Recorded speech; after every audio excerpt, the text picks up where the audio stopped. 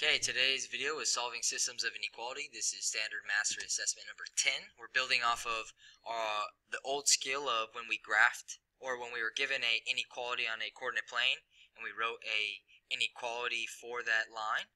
Now we're given the line or the equation, the inequality for the line, and we're putting it or figuring out what it looks like on a coordinate plane. However, since the graph is given to us on a computer screen and we cannot use Sharpie and Expos on the screen, we've got a little bit of a different way of figuring out which of these coordinate points would be included in the shaded area if we graph both of these inequalities. And we're looking for the coordinate points that are in both the shaded areas for the top and bottom inequality. It's kind of nice that they tell us that there are 3 points that we're looking for. So when we get these graphed, we're going to use this clue in our question to make sure that we only have 3 answers as kind of a way to check ourselves. So jumping into the steps, we're going to find the x and the y-intercepts for the first line. So we know that an x-intercept is the point where y is 0. And a y-intercept is the point where x is 0. So taking our first equation, we can begin to implement this system. So I'll go ahead and write 8x plus y, but now y is 0, is less than 2. This is an identity adding 0, so all I have to do is divide by 8. And I get 2/8, which is really just 1/4. So 1/4, 0, I have a point. Then my y-intercept, I do the same thing. 8x, x is 0 now, plus y is less than 2. 8 times 0 is 0, which is an identity. Y is less than 2. So now we have our y is going to be 2. 0, 2 is up here. And I have found the intercepts. Good. So our second step, and the reason why we want to know what the intercepts are, is we're trying to determine whether the slope of this inequality is positive or negative. So if you look at the 2 dots, if we drew a line, it looks like the line would be negative. So we know that our slope is negative.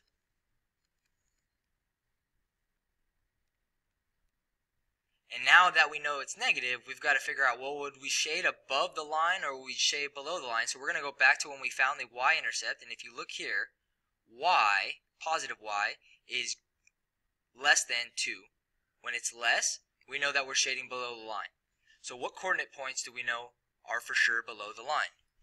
So I would just pause and maybe hold your pen up to your phone or your screen, kind of over those 2 dots, kind of making a line. You can kind of see where my cursor is, kind of tracing this line without graphing it. If you just held your pencil up kind of where that line is, it would show you what points are kind of below it. And by below it, I mean kind of on this side of the line. You know, if our line keeps going up here, whatever, it's going to be just below the line, kind of in this direction. So we've got several points, and remember, we only need 3 for our solution, but we're going to identify all the ones from this equation, and then we're going to repeat our steps. So I'm going to say maybe A, so I'll do a for sure column, and I'll do a maybe column for this line. So maybe A, for sure D, F, H, and I,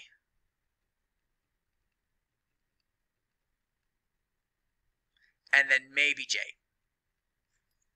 Good. So we know these are for sures and we know these are maybes, but we got to know whether the maybes are for sures or not. So we got a strategy for figuring that out. All we're going to do is we're going to take the coordinate point. So for A, the coordinate point is -2, 6. And we're going to put the x and y values in for x and y in our inequality. So we have 8 times -2. And that's plus 6. Now, when I simplify this, if it's a part of the solution, the number I should get should be less than 2. 8 times -2, -16, plus 6, -10. Is -10 less than 2? Yes, it is. So A is a for sure. Let's do the same exact thing for J. The coordinate point for J is 2, -8.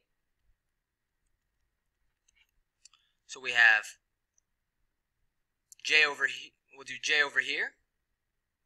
We've got 8 times 2 plus a -8. 8 times 2 is 16 plus a negative 8 is the same thing as subtraction. So minus 8 is 8. Is 8 less than 2? That is not true. So J is not part of the solution if we were to shade. Now we can go back and start over for the other equation. So again, we're going to do our x and y intercepts. I'll make another column over here. Our x-intercept is going to be some number 0, and our y-intercept is going to be 0, some number. And now I'm plugging into this second equation. So I've got x plus y, which is 0, is less than or equal to negative 5. So this is negative 5. And then I've got 0 plus y, because I've plugged in for x, is less than or equal to negative 5. So this is also negative 5. And I can plot these points. My x-intercept is here, negative 5. My y-intercept is down here, negative 5. And that's clearly, from here to here, if you hold up your pen, kind of tracing this invisible line I'm making, if you hold up your pen, that's a negative slope. And we just need to check, are we shading above or below? Well, that was our sign for the first one that said below. This is our sign for the second one, which also tells us we're below. So we're kind of below these points. Below these points, below these points. So now that we know that we're below these points, we can think about which points are close. Well, below these points, definitely D is below these points. So definitely D. Definitely H is below these points. And then from there, definitely I is below these points. And maybe J, so we can check J. But because we know that D, H, and I are definitely below, we're only looking for 3 points, then we can just say, well, J wasn't in the first one anyway, so who cares about J? These are the ones that they share. D, H, and I. And I will list my answers. So I've listed my answers. I just double check that they are listed in alphabetical order. A, B, C, D, E, F, G, H, I. So they are. D comes before H, comes before I. And we are done with this example. Okay, so we realize that these are time-consuming problems, but that's okay because we're willing to put in the time to be successful.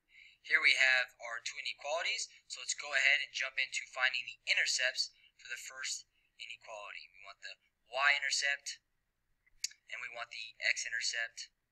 So when we plug in 0 for y, x, 0 for x, what we get is y is greater than or equal to negative 8. So we know that negative 8 is our y-intercept. And when we plug in 0 for y, we get x is greater than or equal to negative 8. So we know that negative 8 is our x-intercept. So now we have to plot those real quick. So negative 8 on the y would be right here. And negative 8 on the x would be right here. So we can clearly see that our slope is negative. I'm going to put it in right here. That way we know. We know we have a negative slope, and I'm holding up my pen. I've got to figure out, are these points above the line included, or are these points below the line included? I'm going to go back to where we found the y. Y is less than or equal to negative 8.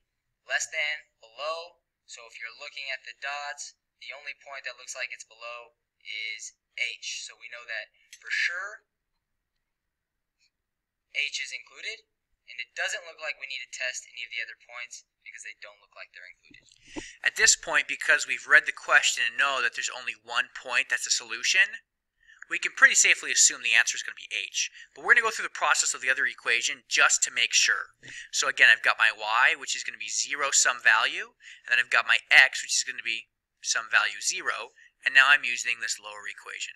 So I plug in 0 for x, and I get negative y is greater than negative 4. I divide by negative 1, and you flip your inequality sign. Do not forget to do that. Okay, negative 4 divided by negative 1 is positive 4. So y greater than positive 4. I can graph that here. Then I do my x-intercept. I plug in 0 for y, and I end up with x minus 0 is greater than negative 4. So x is negative 4. Which is here. This is clearly a positive slope if you just hold your pen up to it, or some sort of straight edge to kind of make this line where you can see it on the screen, since you can't write on the screen. And we are shading below. Remember, we flipped our sign? Over here it says we're shading above, but this is a negative y. When we flip our sign, we're now shading below. So we shade below this line, and we get tons of points. We get F and B and E and C and G and I and J and H. We get all kinds of points. But what's the only one they share? It's H. Even though B is there, and E is there, and C and G and I, none of these are shared. The only one that's shared is H. Cool, and this will be our last example today. So we'll go ahead and jump in. We want to find the x and the y intercepts for the first inequality. So x-intercept, we know that y will be 0, and for the y-intercept, we know that x will be 0. So we plug in 0 for y, we get 2x is greater than negative 6. Solve for x, we divide. We don't have to flip the sign, we divide it by a positive, and we get x is greater than negative 3. So we know that our x-intercept is negative 3. And when we plug in 0 for x to find the y, we get y is, sorry, I was using the wrong one. Negative y is greater than negative 6. We've got to divide by the negative 1. Flip the sign because we divided both sides by a negative, so change the direction. We have y is less than, negative divided by negative is a positive, so we know that this is a 6. So our x-intercept is negative 3. Our y-intercept is 6. This is clearly going to be a positive line. Are we shading below or above? We're shading below, so we know that we're down here below, and these y values are less. And it looks pretty clear to me that the points that are included are H, F, B, E, I, J, G, C, and we're looking for 3, so I'm going to go ahead and list them. H, F, B, E, I, J, oh my, there's a lot, C, and G. 1, 2, 3, 4, 5, 6, 7, 8. Good. Now we jump into the other equation, and this other equation will help us narrow it down to just the 3 points. So here I am with 3x plus y, so I've got my x is some value, comma 0. My y is 0, comma some value, and when I plug in, I have 3x plus 0 is less than negative 4. I can divide by 3, and I have x is negative 4/3, which is a little bit more than 1. It's like negative 1 1/3.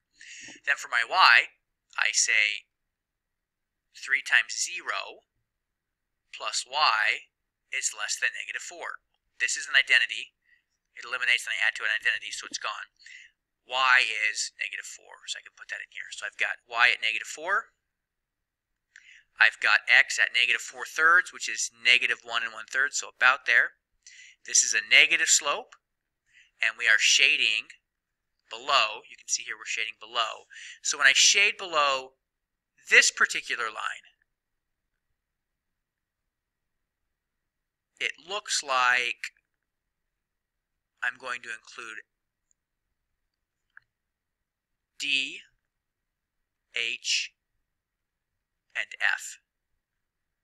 H is included, F is included, D is not included in this other set. So there might be some questionable points, like maybe I or maybe J, that I need to double check. So again, looking at this line, I is below. Yep, so we'll include I. That's our 3rd point. And again, we'll kind of go down this direction. It looks like J is out. So 1, 2, 3. We make sure that we put them in alphabetical order. So F, H,